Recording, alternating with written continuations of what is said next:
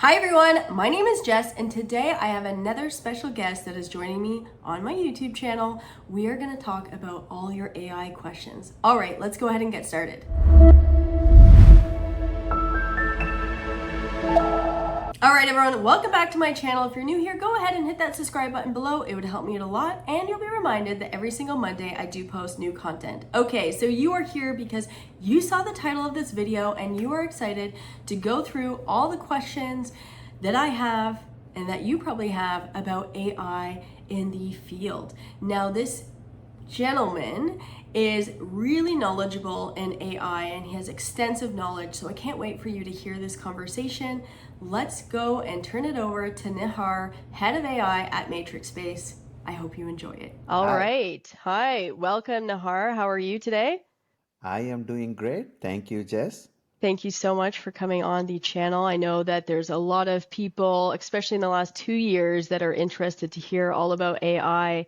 And we haven't really, at least on my channel, we've talked about how to incorporate AI into your everyday life, but we haven't really heard from anyone like that is in an AI specific career. So I would love to hear from you, hear an introduction from you, as well as how did you get into, you're head of AI at Matrix Space. How did you get into AI in general? That's an interesting question. It started about 37 years ago. I've been I've been long time in this business, and it started when I came to this country. And During my PhD, I learned a very simple thing that it takes almost like years and several hundred trials to manufacturing a metal part Wow. for an airplane. And that time I was learning how to do heat transfer, fluid flow modeling, and then how to analyze how the metal flows during a manufacturing process. Then I thought there must be something else.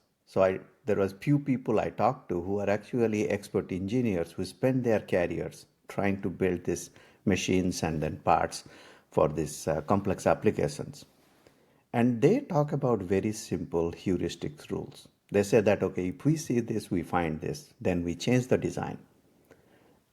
This kind of stuck into my mind. I said, can we use something that is intelligent and make the software nimble so we can reduce things, reduce Right. our waste? And that intrigued, that created my software project, that created my research. And that is how I got into the software and the AI business. And so you And mentioned you reached out to these engineers. What did you already have these people in your network? How did you find these people? that time there was no Google, but I looked for yellow pages and then saw some of the industries. I went and said, "Hey, I'm a researcher. I do this. Do you think you can help me?" Wow. So there are a couple of very advanced manufacturing foundries. They said that, yeah, we would like to do something like this, and somehow I created a group of people. Wow. So that was many years ago, Yeah. already working on artificial intelligence, because there's a lot of students or a lot of new people to tech that believe AI is a new concept, right? Yes and no. Because I take it from two standpoints. I mean, for the new people, they pretty much read more about AI and how AI is influencing their life or will influence their life in a good way or bad way. Right. So they are already familiar with that. So we have crushed that limit. It was not like back then when you have to explain what AI is all about. Right. But They already know. they already know. But what you need to understand is what it takes to be a profession, to make it as a profession and create a passion. Right. That's actually the biggest thing everybody needs to understand. And so to make it a profession, I mean, we don't have yellow pages anymore, but we have Google. I'm wondering for a young person that's looking into, or even me that's looking into getting into AI as a job, where should someone start? I think the first thing, Jess, I will say you need to have a passion. Right. Just like I try to solve problem, Why I want to solve problem? To help somebody, to Right. help the society. So we need to have a passion. And once we have the passion, then a lot of rest of the things become easy. Right. The second thing is AI is driven on two pillars. One is data, and then the second is mathematics. Because you have to have data that speaks, that actually gives you a trend, some kind of data. The data may be available, data may not be available. So you need to find a way how you are going to solve that problem. Finding the data, getting the right data, and then using mathematics to create the modeling. Then So, the oh yeah, the two third, go ahead. two other things comes after that. Those are the two pillars. Then two other things comes after that as patience, and second thing is communication. And what is why patience? Because data, having a tons of data, finding what you need and trying to do a model using mathematics is not simple. So you have to have ton of patience to go through that cycle to find out uh, what is working, what is not working, and you need to tell people what you are finding. Right. And that's actually the key when you talk about finding. That time you have to use very simple words because people don't understand the gradient, vanishing gradients, or things like that. Deep mathematical concept, you lose people. Oh So yeah. you need to explain how it works. Then the last thing about is knowledge. Intelligence is all about knowledge, and knowledge has an expiry date. Yeah. It's I mean, the hard thing that sticks out is to get into a field of AI, you need to be exceptional in mathematics, which I am not. But you also need to be good at once you have figured something out or you've done some sort of learning, you need to be smart enough to dumb down your communication to be able to explain your findings. And usually those skill sets of math, science, and then, this type of communication is really hard to find. It's just as you said, you are great at communication, and Trying. but you're right. I mean, I can do math, but I learned how to communicate a little bit day by day. So Right. you have to. It's kind of a you have to be an all rounder. You Yeah, need to have these skills to drive these type of projects. These type of projects are complex. So you need to have absolutely. that mentality. Then Yep. you can do it. And so is there any skill that you would recommend you would start at? I guess probably like an intern working on the mathematics piece, trying to understand the data. I think yes. So internship is actually very important because what internship does is the school teaches you certain things. They teach you what are the type of mathematics. They never tell you how do I take the math and use in a day-to-day life. Right. And that's actually where rubber meets the road, what we call all the time. And when we take a problem from day to day life or what a company is facing and use the real world examples, how to collect data, how to solve that problem, and then build something, a piece of software that's going to work. This is the journey that you have to learn in Right. practice. But I education helps you. Yeah, education is so important for the foundation. And how do you stay focused then on which problem to solve first? Because there's so many problems that are out there where we could use AI. I'm wondering, how do you stay focused on that? I'm sure you have a million ideas popping into your head all the time. That's true. I do. So whenever I this is my fourth group I'm starting as with AI. So when Okay, I do this, the first thing is because when people do AI start AI groups, expectations are high. So write down what you wanted to do, right, and spend about half an hour thinking of each problem, what it will take to solve, and what benefits it will bring. Talk to other people. If I do this, this is where what gives you the maximum benefit? Where is the pain point? Because we always think about science. It's a real wonderful classical problem, but when I talk to, like, just you talk about the very practical things in the life. Yep. Maybe very simple things changes many things. Yeah. So you have to listen to people. Tell people what you need. So I go and then look at the list. Okay, these are the list I have. And do you think you can help me where we can get the maximum benefit out of it? Where the company can get maximum benefit? Where the users of a company can get maximum benefit? So that if we combine both of them, then definitely that has got a value for any investor. Right. And this is really off topic, but I have a question more of when you do have an idea or a concept and it's not what you pictured being like as you're moving through it, how do you know when to, or have you ever quit and stopped doing something? And if so, how did you know when to stop?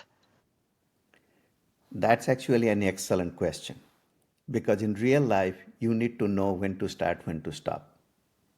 And I always use a very simple analogy.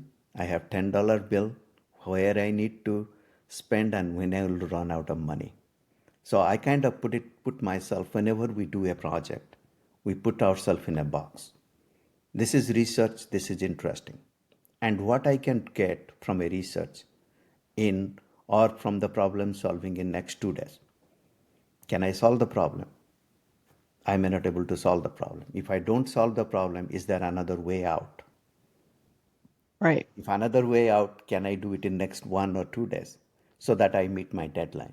Because life is always with deadline. Yep. So research is about to think about a problem in new ways. And AI allows us to do that because it's not the only way we solve a problem. We built a model and the assumptions of the model always changes. Yep. And we are in control of that. So my advice is, if you are down on a path long enough, that means something is not right.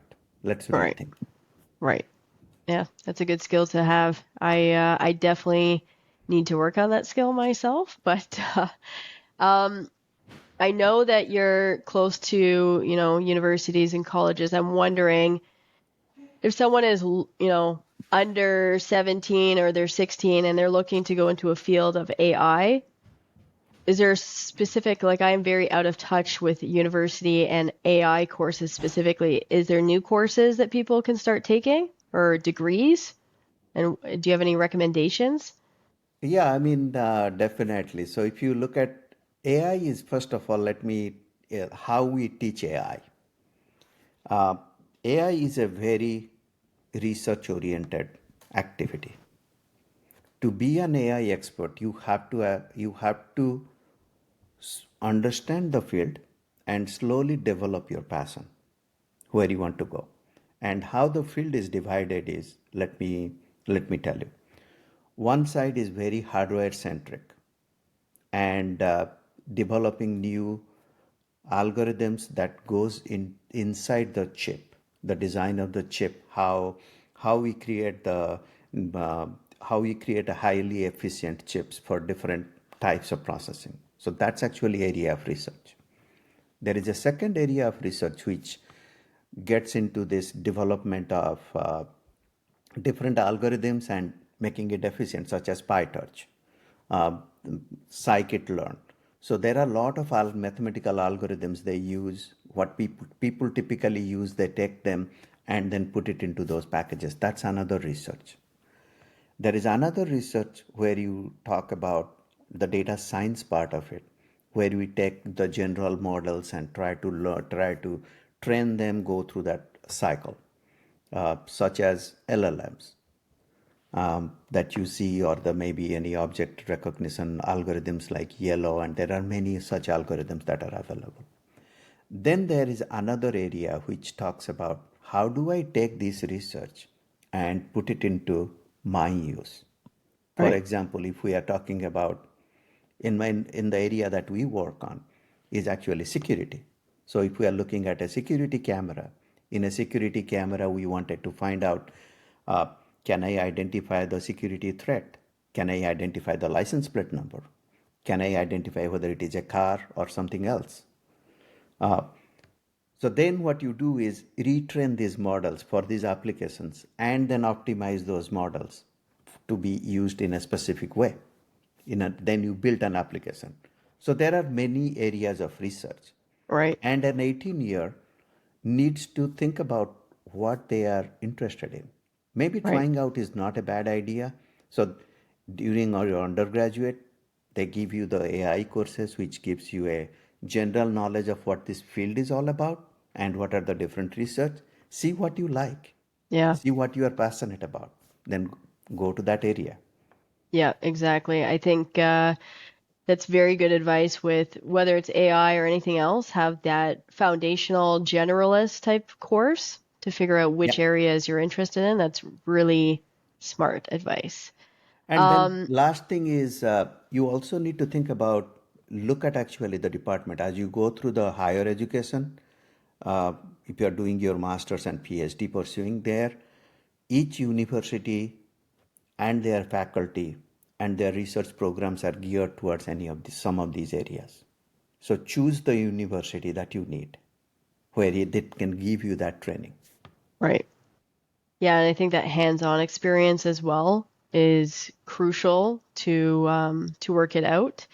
And you see the generational changes of AI, and I'm wondering, is there a specific type of person that you're seeing? Is it more men? Is it more female? Is it the younger generation that's extremely interested in going into this type of field, or is it a mixed bag? It's a mixed bag. I mean, a lot of, I mean, the interesting statistics is a lot of women are interested in science. They're really good at math. Yeah, So it's, I would encourage the girls to consider this as a career. A lot of men are interested. They are probably more interested in the areas of hardware and hardware design and right. then getting into the chip design. Uh, but end of the day, when you do this, it changes our lives. It touches Absolutely. our lives in many ways because this is the path that you can build a machine that can do something which is close to what you are kind of expecting a machine to behave. Yeah. And it all comes down to like changing the lives, right? Bringing Changing the life. AI for the good versus the bad. And what do you think ethically, like what ethical considerations should young AI professionals be aware of when developing any AI technologies? Is there any advice there? I think that is one of the things we are very worried about. We all Yep. know from the news what are the issues. So Yep. first of all, I'll start that AI is a tool. It can be used both ways. So it can be used to do good for the mankind. It can Yep. be used to do bad things for the mankind. So as a user of the tool, you have to first of all think about how do I use it? Where do I use? Is it ethical? Yep. So that ethics question is very important, Jess. The Well, and second part is yeah, go ahead. the second part is a lot of times we talk about AI to be, oh, this will be close to the human, it can play with the human emotions and do that thing. That technology is not there. Will that be there in a few years? I still doubt it. Yeah. Yeah. I well, the ethical question, it came up at Dell World this year. Someone asked it in the press room, and I think the same thing that you just said. It's like I relate it to like hands, right? You have Yeah, two hands. What do you want to do with your hands, right? You can yeah. choose to do something good today, or you can choose to do something bad. But I mean, the advancements that we can make with AI are fantastic. And I am so excited. I'm not really as fearful as some of the media and press that's out there. I do believe that we can do a lot more good than bad with AI. And as you mentioned, like evolving in the next 5 to 10 years, where do you think, or where do you see the roles of AI changing in the next decade? Do you have any predictions? I have got a lot of predictions. But the thing is that what I wanted to tell you is all the good parts of it. I think next 5 years, AI is going to help uh, to do things. It will be almost everywhere, first of all. Right. And everywhere in the meaning is very simple things we do today that's going to help us. Yep. Like I have a trouble maintaining my calendar, telling me, reminding me things that I need to do. I still have problem with that. I think if the AI can do that, taking care of my day-to-day life, that will be really good. That The would be second great for thing I'm very everyone. pass yeah, that the second thing I'm very passionate is about security. I work for a I work in an industry where we try to create safe places. Right. Now, do I need to have police officers always watching or the security guards always watching? That's a hard job. Can Yep. we have intelligent sensors that can take care of those things? Can we have uh, robotics, robotic the drones or robotic dogs or robotic uh, vehicles that can take care of this perimeter security, keeping uh, looking for the dangerous things or looking for any type of those activities, so that we can sleep safely. Yes. Maybe in a grocery store when we walk, just having people not at the checkout counter but in Yep. the maybe aisles helping us out in Yep. picking up the right product, talking about having a human to human conversation. So taking those mundane tasks from what everybody does into a real human like interaction. That sounds lovely. Right? Imagine that. Yeah, Yeah, I think calendar, I'm working on that. I'm working on email responses, just better email responses. yeah. Uh, there's a Copilot for Outlook, right? That can go back and forth with you, figure out the agenda, make it very easy to have meetings. I can't wait till it just gets a tiny bit better, where it's just gonna do that for me. Those silly tasks that we get caught up in, so we can be a little bit more productive. Yeah, I mean, that will just navigate through 2000 emails we get every day. Yeah, exactly. I hope you don't get that many. You probably do.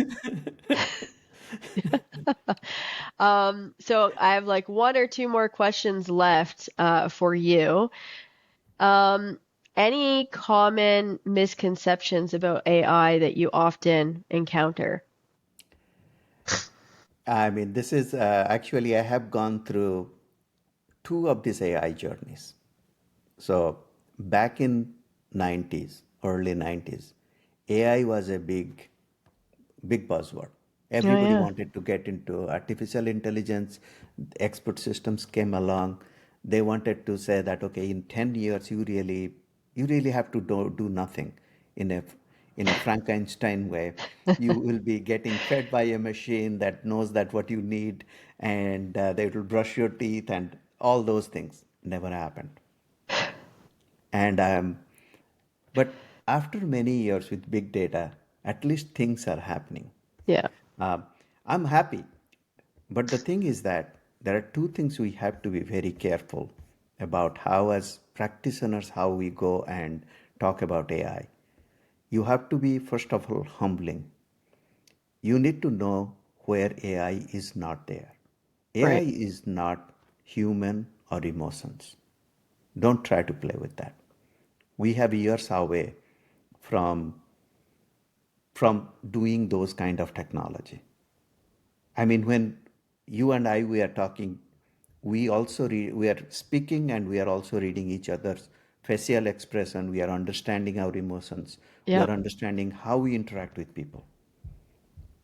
The feeling that when you walk into a group, you feel that whether that is a friendly group or not, we Yep. all have that emotion. AI is not there yet. Even if we have got language LLMs are actually just scratching the surface. Right. It knows how to communicate. I mean, it's a simple example I'll give you, Jess. If you look at a dragonfly, it makes, in a fraction of a millisecond, it makes a decision that it can fly in the 9 axes. Wow.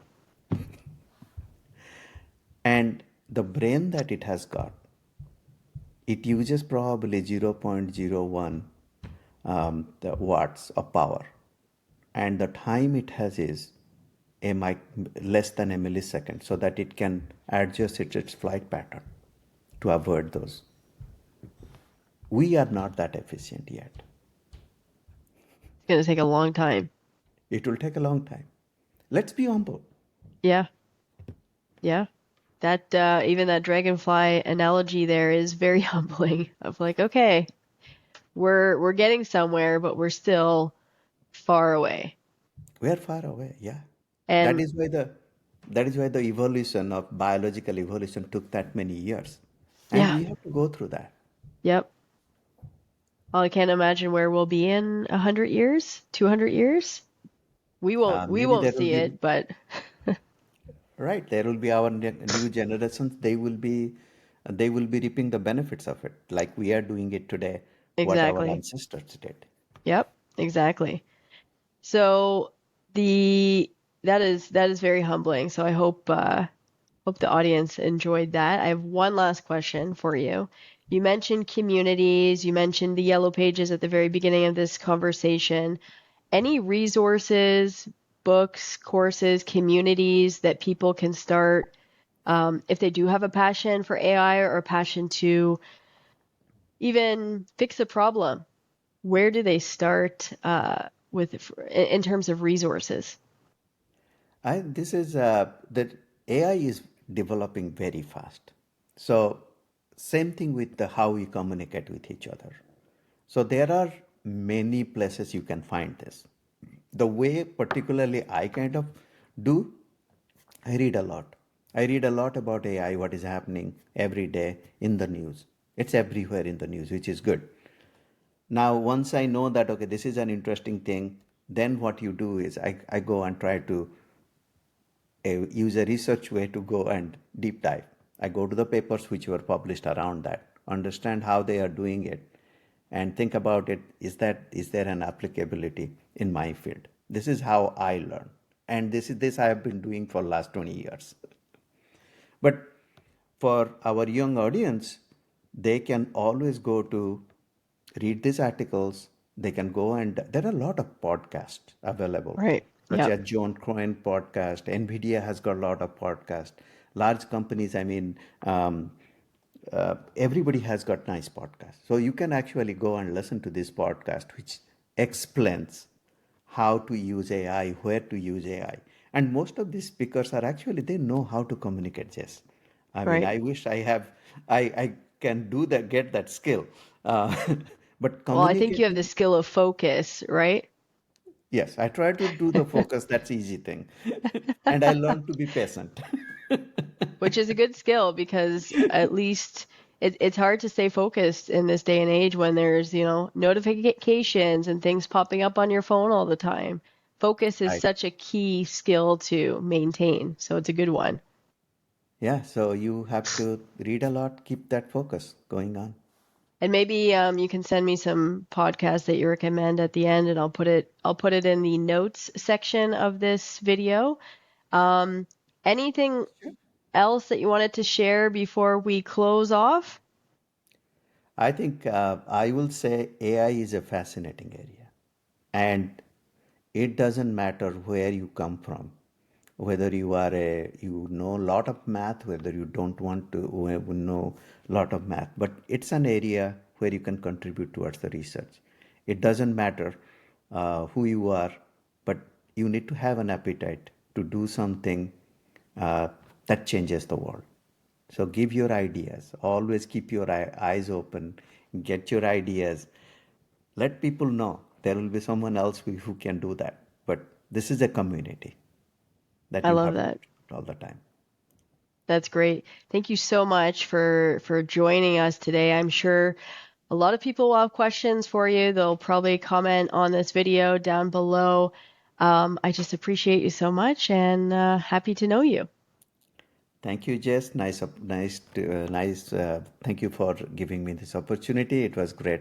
Thank you so much for watching this conversation. If you've made it this far and you like this type of content, feel free to give me a thumbs up, hit the subscribe button, and if you want to see more guests on my channel and you want to potentially join, feel free to comment down below. I would love to hear from you and teach our audience something new. Thanks so much, and I will see you next Monday. Take care.